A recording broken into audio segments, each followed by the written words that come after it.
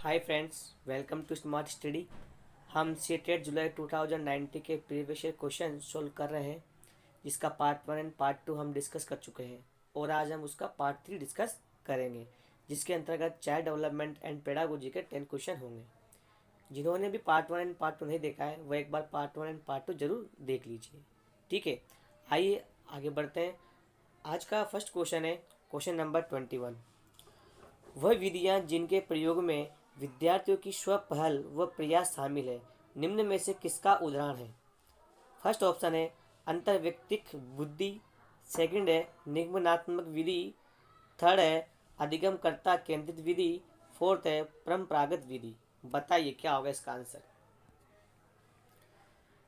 जो question number 21 है वो कहता है कि विद्यार्थियों की स्वपहल व प्रयास शामिल है, जिसमें विद्यार्थी स्वयं से कुछ कार्य स्टार्ट करता है, उसको प्रयास करता रहता है, तो वो किसके अंतर्गत आएगा। ठीक है, जो इसका फर्स्ट ऑप्शन है अंतर व्यक्तिगत बुद्धि, इसका मतलब ये होता है कि बुद्धि दूसरे के व्यक्ति के बारे में समझना या जानना। ठीक है, तो इसका ऑप्शन फर्स्ट होगा नहीं। सेकंड है निगमात्मक विधि, ये भी नहीं होगा क्योंकि ये नियम टू उदाहरण पे चलती है। ठीक है, थर्ड है अधिगमकर्ता केंद्रित विधि, हाँ इसका आंसर होगा थर्ड, चाइल्ड सेंटर्ड मेथड। ठीक है, फोर्थ है परंपरागत विधि, ये भी नहीं होगा। ठीक है, नेक्स्ट क्वेश्चन आगे बढ़ते हैं। Question number 22। क्वेश्चन नंबर 22 क्या कहता है? बुद्धि के बारे में निम्नलिखित कथनों में से कौन सा सही है? फर्स्ट है बुद्धि अभिसारी रूप से सोचने की योग्यता है। सेकंड, बुद्धि अनुभव के परिणाम के रूप में व्यवहार में एक अपेक्षाकृत स्थायी परिवर्तन है। थर्ड है बुद्धि एक आनुवांशिक विशेषक है जिसमें मानसिक गतिविधियां जैसे स्मरण एवं तर्क शामिल होते हैं। फोर्थ है बुद्धि बहुआयामी है जिसमें बुद्धि परीक्षणों के द्वारा पूर्ण रूप से परिमेय न की जाने वाली कई योग्यताएं शामिल है। बताइए क्या होगा इसका आंसर। जो इसका फर्स्ट ऑप्शन है बुद्धि अभिसारी रूप से सोचने की योग्यता है, जी नहीं, ये गलत होगा कि बुद्धि कन्वर्जेंट नहीं है, बुद्धि है डाइवर्जेंट थिंकिंग होती है। ठीक है, सेकंड ऑप्शन है बुद्धि अनुभव के परिणाम के रूप में व्यवहार में एक अपेक्षाकृत स्थायी परिवर्तन है, ये भी गलत होगा कि बुद्धि अपेक्षाकृत स्थायी परिवर्तन होता है। ठीक है, थर्ड है बुद्धि एक आनुवांशिक विशेषक है जिसमें मानसिक गतिविधियां जैसे स्मरण एवं तर्क शामिल होते हैं, ये भी गलत होगा। ठीक है, इसका फोर्थ ऑप्शन है बुद्धि बहुआयामी है, हाँ इसका आंसर होगा फोर्थ, क्योंकि जो हॉवर्ड गार्डनर है उन्होंने भी बोला है कि बुद्धि बहुआयामी होती है जिसमें बुद्धि परीक्षणों के द्वारा पूर्ण रूप से परिमेय न की जाने वाली कई योग्यताएं शामिल है। ठीक है, जैसा बुद्धि का आईक्यू बता देने से कि या इसका जो आईक्यू है किसी बच्चे का वो नॉर्मल से कम है, तो कहीं ना कहीं वो जरूरी नहीं है कि वो उसका आईक्यू कम है तो वो डिले है या कुछ उसको वह क्रिएटिव बंदा भी हो सकता है। ठीक है, नेक्स्ट अगला क्वेश्चन है क्वेश्चन नंबर 23। क्वेश्चन नंबर 23 क्या कहता है? निम्नलिखित में से कौन प्राथमिक सामाजिकरण माध्यम है? ठीक है, फर्स्ट है परिवार, सेकंड है विद्यालय, थर्ड है सरकार, फोर्थ है मीडिया। बताइए क्या होगा इसका आंसर। इसका जो फर्स्ट ऑप्शन है परिवार, परिवार एक प्राथमिक सामाजिक माध्यम है। ठीक है, नेक्स्ट आगे बढ़ते हैं क्वेश्चन नंबर 24। क्वेश्चन नंबर 24 क्या कहता है?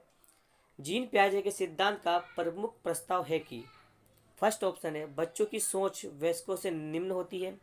सेकंड, बच्चों की सोच वयस्कों से बेहतर होती है। थर्ड, बच्चों की सोच मात्रात्मक रूप से वयस्कों से भिन्न होती है। फोर्थ, बच्चों की सोच गुणात्मक रूप से वयस्कों से भिन्न होती है। बताइए क्या होगा इसका आंसर। जीन पियाजे का सिद्धांत है वो कहते हैं कि जो बच्चे हैं वो वयस्कों से क्वांटिटी रूप से वो सेम सोचते हैं, लेकिन जो क्वालिटी है गुणात्मक रूप से वो बच्चों से वयस्क होते हैं वो बच्चों से ज़्यादा सोचते हैं। ठीक है, तो इसका जो ऑप्शन होगा या इसका आंसर होगा वो होगा फोर्थ। ठीक है, क्योंकि बच्चे की सोच गुणात्मक रूप से वयस्कों से भिन्न होती है। ठीक है, नेक्स्ट क्वेश्चन है क्वेश्चन नंबर 25। क्वेश्चन नंबर 25 है जेंडर। जेंडर क्या है?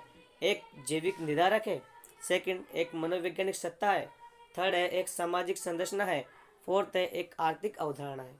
बताइए क्या होगा इसका आंसर। अगर जब अपन बात करें जेंडर, जो जेंडर है एक वो सामाजिक संरचना है अगर जेंडर ना होता, अगर सेक्स होता तो इसका आंसर जैविक होता। ठीक है, नेक्स्ट क्वेश्चन है क्वेश्चन नंबर 26। क्वेश्चन नंबर 26 क्या कहता है, निम्नलिखित में से कौन सा विकास के व्यापक आयामों की सही पहचान करता है। जो विकास के जो आयाम है वो इसमें से कौन से है। फर्स्ट है शारीरिक, संज्ञानात्मक, सामाजिक और संवेगात्मक। सेकंड है संवेगात्मक, बौद्धिक, आध्यात्मिक एवं स्व। थर्ड है शारीरिक, व्यक्तित्व, आध्यात्मिक एवं संवेगात्मक। फोर्थ है सामाजिक, शारीरिक, व्यक्तित्व व स्व। बताइए क्या होगा इसका आंसर। विकास के जो व्यापक आयाम है या डोमेन है वो होते हैं फिजिकल, और एक होता है कॉग्निटिव, एक होता है सोशल और एक होता है इमोशनल। ठीक है, जिसका आंसर होगा फर्स्ट। नेक्स्ट आगे बढ़ते हैं क्वेश्चन नंबर 27। क्वेश्चन नंबर 27 क्या कहता है, बच्चों और उनके अधिगम के संदर्भ में निम्नलिखित कथनों में से कौन सा सही है। नंबर 1, सभी बच्चे सीखने के लिए स्वाभाविक रूप से प्रेरित होते हैं तथा सीखने में सक्षम होते हैं। सेकंड है बच्चों को सीखने के लिए अभिप्रेरणा तथा सीखने के लिए उनकी सक्षमता केवल आनुवंशिकता के द्वारा पूर्व निर्धारित है। थर्ड है बच्चों की सामाजिक आर्थिक पृष्ठभूमि उनकी प्रेरणा एवं अधिगम सक्षमता को निर्धारित व सीमित करती है। फोर्थ है बच्चों को अधिगम हेतु प्रेरित करने के लिए उन्हें पुरस्कृत एवं दंडित करना होता है। बताइए क्या होगा इसका आंसर। जो इसका फर्स्ट ऑप्शन है, सभी बच्चे सीखने के लिए स्वाभाविक रूप से प्रेरित होते हैं तथा सीखने में सक्षम होते हैं, इसका आंसर होगा फर्स्ट। सेकंड था बच्चों को सीखने के लिए अभिप्रेरणा तथा सीखने के लिए उनकी सक्षमता केवल आनुवंशिकता के द्वारा पूर्व निर्धारित होती है। क्या केवल आनुवंशिक द्वारा निर्धारित होती है? जी बिल्कुल गलत होगा। थर्ड था बच्चों की सामाजिक आर्थिक पृष्ठभूमि उनकी प्रेरणा एवं अधिगम सक्षमता को निर्धारित व सीमित करती है, यह भी गलत होगा। ठीक है, फोर्थ था बच्चों को अधिगम हेतु प्रेरित करने के लिए उन्हें पुरस्कृत एवं दंडित करना होता है, यह भी गलत होगा। तो इसका आंसर होगा फर्स्ट। नेक्स्ट अगला क्वेश्चन है क्वेश्चन नंबर 28। 28 क्या कहता है, प्रगतिशील शिक्षा में बच्चों को किस तरह से देखा जाता है। Progressive education. फर्स्ट है छोटे वयस्कों के रूप में। सेकंड निष्क्रिय अनुकारकों के रूप में। थर्ड है सक्रिय अनुवेशकों के रूप में। फोर्थ है खाली स्लेटों के रूप में। बताइए क्या होगा इसका आंसर।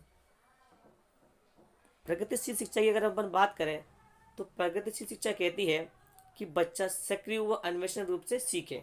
ठीक है, जिसका आंसर होगा क्वेश्चन नंबर 20 का थर्ड। फर्स्ट इसका होगा नहीं। सेकंड निष्क्रिय अनुकारकों के रूप में, यह भी नहीं होगा। फोर्थ था खाली स्लेटों के रूप में, तो यह भी नहीं होगा। इसका आंसर होगा सक्रिय अन्वेषण के रूप में। ठीक है, नेक्स्ट अगला क्वेश्चन है क्वेश्चन नंबर 29। लेव वाइगोत्स्की के अनुसार अधिगम फर्स्ट एक सामाजिक गतिविधि है। सेकंड एक व्यक्तिगत गतिविधि है। थर्ड एक निष्क्रिय गतिविधि है। फोर्थ एक अनुबंधित गतिविधि। बताइए क्या होगा इसका आंसर। लेव वाइगोत्स्की की अपन बात करें तो वह एक सामाजिक गतिविधि है। ठीक है, सेकंड इसका होगा नहीं व्यक्तिगत गतिविधि। थर्ड भी नहीं होगा और नहीं फोर्थ होगा। इसका आंसर होगा फर्स्ट। नेक्स्ट अगला क्वेश्चन है क्वेश्चन नंबर 30। निम्नलिखित में से कौन सा पूर्व क्रियात्मक अवस्था काल के बच्चे को विशेषित करता है। जो प्याजे की 4 अवस्था है उनमें से एक अवस्था है पूर्व क्रियात्मक अवस्था, इसको प्री ऑपरेशनल स्टेज कहते हैं। इसमें से कौन सी इसकी विशेषता है। फर्स्ट है वर्तुल प्रतिक्रिया। सेकंड है लक्ष्य निर्देशित व्यवहार। थर्ड है विलंबित अनुकरण। फोर्थ है विचारों की अनुत्क्रमणीयता। बताइए क्या होगा इसका आंसर।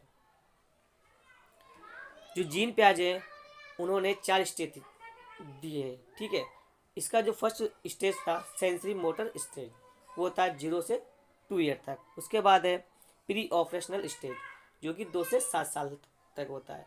उसके बाद है कॉन्क्रीट ऑपरेशनल स्टेज जो कि 7 से 11 है। उसके बाद है फॉर्मल ऑपरेशनल स्टेज जो कि एबव 11 है। ठीक है, जो वर्तुल प्रतिक्रिया है ये सेंसरी मोटर स्टेज के अंतर्गत आती है। ठीक है जी, होगा नहीं। लक्ष्य निर्देशित व्यवहार ये भी सेंसरी मोटर के अंतर्गत आता है, ये भी नहीं होगा। थर्ड है विलंबित अनुकरण, ये भी सेंसरी मोटर के अंतर्गत आता है। फोर्थ है विचारों की अनुत्क्रमणीयता, हाँ इसका आंसर होगा फोर्थ। जो विचारों की अनुत्क्रमणता का मतलब होता है कि बच्चा एक ही वे में सोचे, रिवर्स नहीं सोच पाता। जैसे कि अगर मिट्टी से मूर्ति बनाई जाती है तो बच्चा मिट्टी से ही मूर्ति बनाना सीखता है, उसके बारे में ये नहीं जानता कि इस मूर्ति को मिटाकर वापस मिट्टी बना दिया जाए। ठीक है, आज की अपने ये क्लास में अपने 10 क्वेश्चन पूरे किए। ठीक है, अगर क्लास अच्छी लगी हो तो लाइक करिए, सब्सक्राइब। Thank you.